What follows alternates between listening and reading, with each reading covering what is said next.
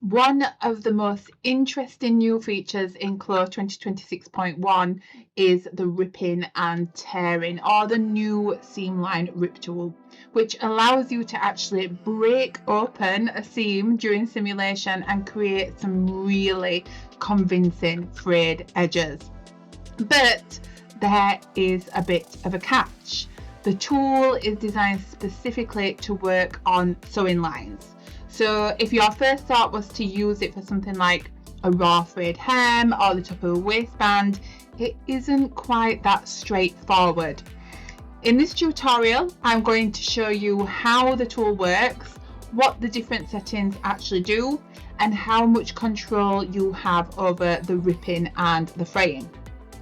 Then I'll take it a little bit further and show you a couple of workarounds. I've been testing to create those frayed hem and waistband effects too. So let's get into CLO and have a look. Okay, so here we are in the updated 2026.1 workspace, and the seam rip tool is just down here. Seamline Rip in the 3D window, and you can use this tool in both the 2D and the 3D window. Probably easiest in the 3D window if you're just experimenting, but if you've got preferred points where you want to actually add the seamline rip, then it is easiest in the 2D window. So I'm going to select this tool now and I'll show you how it works. Really, really easy. All that you have to do is start on the point where you want to add the rip, and it will do it to the opposite side as well that it's sewing to. The seam has to be sewn, so it must have a seam line already on there, which these are all already sewn, as you can see, all holding together nicely in CLO. So I'm going to start here, and you literally just one left click and hover over until you get to the end point and click again to finish that line, and that is already applied. At the moment, nothing is happening. We need to actually simulate to apply force and to then apply more force to break the seams apart.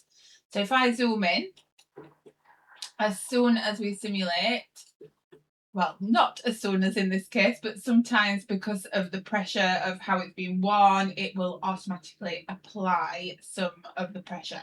But in this case, we don't have anything. So we literally just use a quick pinch tool and start to pull it apart, and you will see it's automatically fraying in real time. These frays we can edit, which I will show you shortly, but for now let's do all of the fraying and then we will go back and edit them a little bit afterwards. So I'm going to do exactly the same to the opposite side. I am going to go back to the Seamline Rip Tool, do exactly the same seam, simulate, and again tear it apart. It is actually really quite therapeutic. I have a little section here, which if ever you have a section that doesn't want to come apart, it could be potentially because the seam line didn't go all the way to the edge. So in this case, I have this little bit of pattern that has gone wrong for some reason. I am just going to right click that line, delete all of the curve points, and then just double check that the seamline rip does go all the way to the end, which it doesn't. So I can use the edit seam line, and this is exactly like the zipper tool. You can pick up on the point and you can drag it to where you actually want it to finish or start. Then if I simulate again, that will instantly come apart. So say that we wanted to fray our waistband or our hem. We have a little bit of an issue here in that we don't currently have a seam line sewing the top of the waistband, and we don't have a seam line at the hem either. We can find a workaround for these. So I will show you these. Okay, so say I want to add a little bit of tearing around the top of the waistband here. At the moment, we don't have any seam line on the waistband. So if I attempted to use the Seamline Rip Tool here, it doesn't highlight. I could rip here, but I can't highlight the top and rip the top section, which is what I really want to do. So the workaround. If I create a seam line by, say, doing a layer under on this waistband, then I can rip it. So that is exactly what I will do. I will select the waistband in the 2D window, do a layer clone under, place that down, and then I can use the Seamline Rip Tool on the full waistband. So I will go in the 2D window all the way across as far as it will let me, because this is classed as a different seam. So I will go that far, and then I will add this bit on as well. And then when I simulate, I can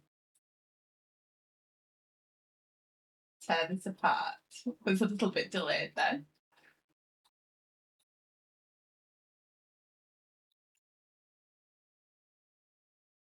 So you will notice that this does take up quite a lot of computer power. So it might be a little bit delayed in certain aspects, depending on what you're trying to achieve. But we go all the way around, just pulling it apart and adding the rip. So it will in effect rip those two seams apart, but it gives you the effect that you are looking for. So if I bring back the avatar, it is giving me that effect that I was wanting with the fray at the top. And if I wanted to do that at the hem, I would do a similar thing, but with a little bit of difference. At the moment, these hems have no seam on them at all. So again, if I tried to apply that seamline rip, that would not work. So what I'm going to do is I'm actually going to create a pattern the same size.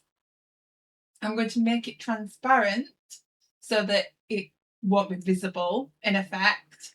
And then I'm going to apply the rip to it. So first of all, I will need to measure what my seam is at the moment. So that is 21 centimeters. So I'm going to create a pattern piece using the rectangle tool. 21 centimeters by 2. Click OK. And then I will have a new pattern piece for that back trouser leg. I can create a symmetrical copy. So I will clone, symmetric pattern with sewing, place that down. And I'm going to do exactly the same for the front trouser leg. In this case, it's a little bit smaller than the back, so I can't use the same piece. So it's 16.97. I will create a piece 16.97 by 2. Click OK.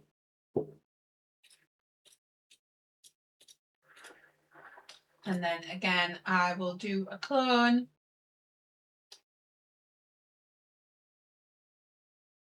Still getting used to the new menus because everything has changed around and I don't know where things are. So now I have these pattern pieces. I could use these in as they are with the current fabric, but I am going to change that fabric to be transparent just because they can come unattached and then there's ways that you can hide them. So I'm going to select this fabric here, make a copy so that all of the properties are the same. The only thing that I'm going to change in the property editor is the opacity. So I scroll down to opacity, drag that right down to 0, and then I'm going to apply that to those pieces. That will make them transparent in the 2D window and they won't be visible at all in the 3D window. So if I bring back the 3D window as well, let's make this a little bit smaller. And I'm going to sew these into position. So I'm just going to sew them directly to the hem so that in effect we have a seam line. This one is already sewn because it's symmetrical.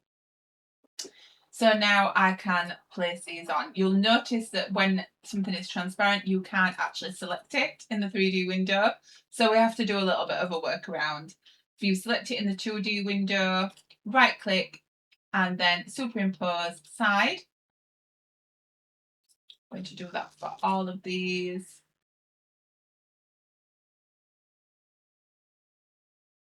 So now I can move those. And we can't actually see the pattern, but if I do select it, you'll see that it's attached, so it highlights. Now we can add the seam rip. So let's select the seam rip tool. I'll show you in the 3D window this time, if it will allow me to do it. So I'm going to go all the way around to there and apply to that one. And same on this side.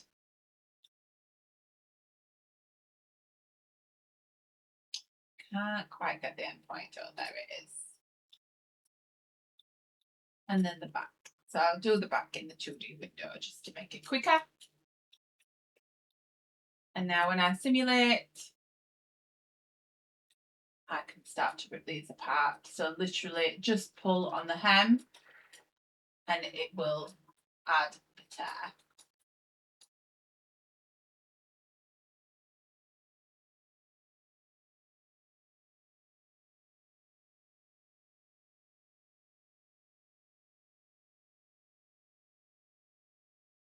So the more that you pull, the more it will tear.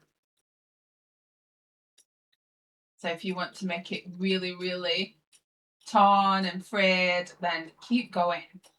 You can also change the properties for every single tear that you have made using the edit Seamline Rip, which is this tool here. So when you select that, you then select your seam. Let's go for something that's a little bit more visible. We'll go up here. Select this line. And then all of the properties to adjust this will come up in the property editor. And you can play around with all of these. There's all of the different tabs at the top. Common, fuzz, loose end, expose. And all of these will slightly change the rip effect. So the fray distance, for example, will be the space in between. All of them will make slightly different changes. There's even curling effect. So if you want to have it a little bit like wavy, you can change the length. Scroll right down to the bottom here. We'll go into this one, the length here. So we can make it longer. Can also change the length variation. So you have some long, some short. Tapered edges. Taper variation. Just to make it really realistic. And then in terms of the curl, you have this here, so you can make it more wavy, which again, all will make it look more realistic. You can change the colour, the glossiness, the softness, and then there are the other tabs for the looseness and the exposed. So many different features. So I actually really love this tool. I think it's a great addition. It is really therapeutic, as I mentioned, and quite addictive.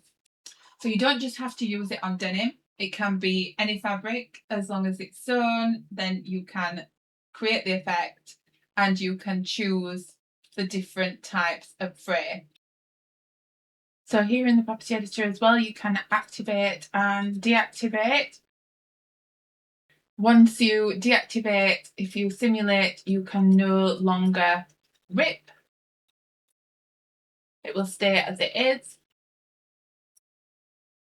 And if you choose to check on the restore on deactivation, once you deactivate, it will disappear from that area. This, remember, is a separate seam, so that's why that is still visible. You can also deactivate here, which again removes completely, and you have the same checkbox on every single tab. So you can deactivate, sorry, not on every single tab, it's not on exposed, it's on all of the others, but you can deactivate those certain elements rather than them all. So I hope you have enjoyed this tutorial. I will be covering some more of the new updates in 2026.1. And yeah, I'm looking forward to testing them out and seeing what else is new. So that is the new ripping and tearing functionality in CLO3D 2026.1, along with a couple of ways that we can push it a little further than the standard Seamline Rip. I think there is a lot of potential in this one, particularly for distressed garments, denim, worn finishes, and more realistic visual development. The fact that we can start adapting it for areas such as hems and waistbands opens up even more possibilities. I'd be really interested to know how you're planning to use it, or whether you found other workarounds that I haven't covered here. So let me know in the comments. And if you found this tutorial useful, don't forget to subscribe. I share regular CLO3D tutorials, tips and technical workflows here on the Fashion Toolbox channel. Thanks for watching, and I will see you in the next one.